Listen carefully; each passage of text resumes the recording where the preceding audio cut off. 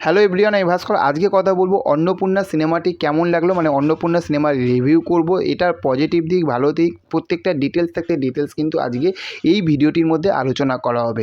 প্রথমেই বলবো যে এই অন্নপূর্ণা সিনেমাটির গল্পটা কী। গল্পটা হচ্ছে এটাই যে একজন মা, সে একজন গৃহবধূ মানে হাউসওয়াইফ, সে রান্না করছে, সব কিছু করার পরে তাকে একদিন তার মেয়ে এবং জামাই বাইরে থাকে, বিদেশ থাকতে এখান থাকতে আসছে, এসে তাকে নিয়ে যাবে তাদের নিজেদের কাছে।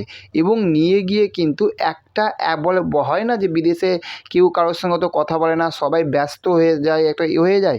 সেই সময় কিন্তু এই যে ব্যক্তির মানে যে মা, সে যখন যাচ্ছে তার মেয়ে এবং জামাই তার সঙ্গে কিন্তু সেভাবে কিন্তু টাইম স্পেন্ড করতে পারছে না, সে একা হয়ে যাচ্ছে। এই একা হয়ে যাবার পরে তারপরে সে কীভাবে তার নিজের লাইফটাকে কীভাবে সামনের দিকে এগিয়ে নিয়ে যাচ্ছে বা কী করছে, সে নিজেকে কীভাবে তৈরি করছে, সব কিছু জানতে গেলে কিন্তু আপনাকে কিন্তু এর থেকে বেশি জানতে গেলে আপনাকে কাছের সিনেমা হলেতে গিয়ে এই সিনেমাটি কিন্তু দেখতে হবে। এরপরে আসি পজিটিভ দিক, খারাপ এবং নেগেটিভ দিক। দেখুন, এর পজিটিভ দিকগুলো না অনেক। আমি প্রথমেই বলে দিচ্ছি, এর নেগেটিভ দিক খুবই কম আছে, ভালো দিক প্রচুর আছে। সেই প্রচুরগুলোর মধ্যে বেশ কিছু যে জিনিসগুলো স্পয়লার অ্যালার্ট, মানে স্পয়লার যাতে না হয়ে যায় সেইভাবে আমি আপনাদেরকে বলছি। দেখুন, প্রথমেই বলবো যে এইখানে যে মায়ের যে ক্যারেক্টারটা, যিনি পাঠ করেছেন ওনার নাম হচ্ছে অনন্যা চ্যাটার্জি, এই রকম নাম। সত্যি কথা বলতে বিশ্বাস করুন, দারুণ অভিনয় করেছে, দারুণ। মানে এক কথায় বলে না যে পুরো একদম চমকে গেছি, বমকে গেছি, এই রকম কিন্তু অভিনয় করেছে কিন্তু যিনি মায়ের ক্যারেক্টারটা করেছে। তার সঙ্গে বলবো যে অর্ণ, ভাই অর্ণদা পুরো স্ক্রিনটাতে যতটুকু অর্ণদা এসেছে ফাটিয়ে দিয়েছে। সত্যি কথা বলছি, অর্ণদা পুরো ফাটিয়ে দিয়েছে।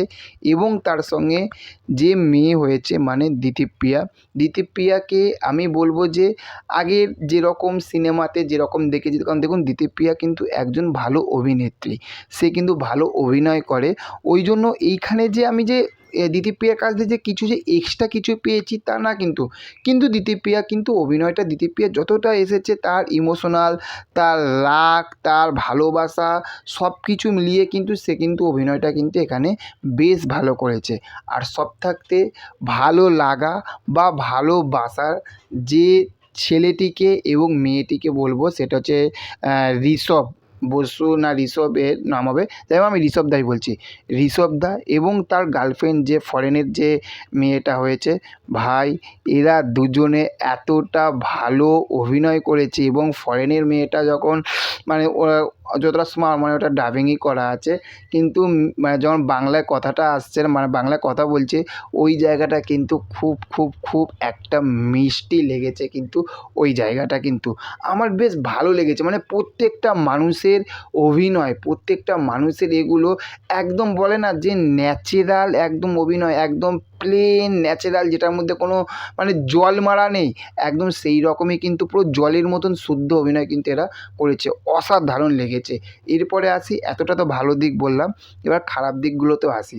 খারাপ দিকগুলো এটাই, দেখুন এইখানে যখন আমি 2 ঘন্টা, না 2 ঘন্টাও না, 1 ঘন্টা 58 মিনিটের বই, মানে আমি ধরুন রাউন্ড ফিগার আমি 2 ঘন্টা ধরছি। এইখানে বইটা যখন দেখছি, এই সিনেমাটির মধ্যে এতগুলো গান এসে গেছে, মানে 10 মিনিট করে স্ক্রিনে আপনি দেখতে পাবেন যে অভিনয়টা দেখতে পাচ্ছেন, তারপরে আবার গান, আবার 10-15 মিনিট 20 মিনিট করে হচ্ছে, আবার আরেকটা গান, আবার কিছুক্ষণ যাচ্ছে, আবার আরেকটা গান। ওই জায়গাটায় না সত্যি কথা বলতে দর্শককে না একদম কিন্তু পুরো বোর করে দিয়েছে। আপনি যদি ওখানে যদি 3-4টে যদি মানে গান যদি মানে 2টো কি 3টে যদি গান কেটে দেন না, দেখবেন এই বইটা কিন্তু 1 ঘন্টা 35 মিনিট কি 1 ঘন্টা 40 মিনিটে কিন্তু ডিউরেশান কিন্তু হয়ে আসবে একদম। কিন্তু ছোট্টর মধ্যে হলেও বইটা যদি ছোট্ট হতো তাও ভালো লাগতো, কিন্তু বেশ এটা ওইটুখানির জন্য কিন্তু এইখানে কিন্তু পুরোপুরি কিন্তু মার খেয়ে গেছে। এবং এইখানে যে ওনার যে হাজব্যান্ড, মানে যিনি মায়ের যে ক্যারেক্টার করছে, ওনার যে হাজব্যান্ড, ওখানে ওনাকে না সত্যি কথা বলতে একটু না অড লাগছিলো। এবং আমি যদি এটা যদি কেন অড লাগছে, আমি এটা যদি বেশি কিছু যদি বলি তাহলে ওটা না স্পয়লার হয়ে যাবে। আমি না বলতে চাইছি না। আপনাদের কাছে সিনেমা হলেতে গিয়ে আপনারা এই সিনেমাটি দেখুন, তাহলে আপনারা বুঝে যাবেন। এই সিনেমাটিকে যদি মানে অন্নপূর্ণা, এই সিনেমাটিকে যদি আমি যদি রেটিং দিই, আমি 10-এর মধ্যে কিন্তু 8 একদম অনায়াসে কিন্তু দেবো। এতটা ভালো হয়েছে। আর হ্যাঁ, আরেকটা যেটা ভালো দিক সেটা হচ্ছে যে এই অন্নপূর্ণার যে টাইটেল ট্র্যাকটা ওইটা কিন্তু একদম যে থিম যে গানটা সাবাস অন্নপূর্ণা, এই যে ওই জায়গাটা কিন্তু ওই গানটা কিন্তু আমার বেশ ভালো লেগেছে। সাবাস অন্নপূর্ণা ওই গানটা কিন্তু সত্যি কথা বলতে আমার কিন্তু খুব ভালো লেগেছে।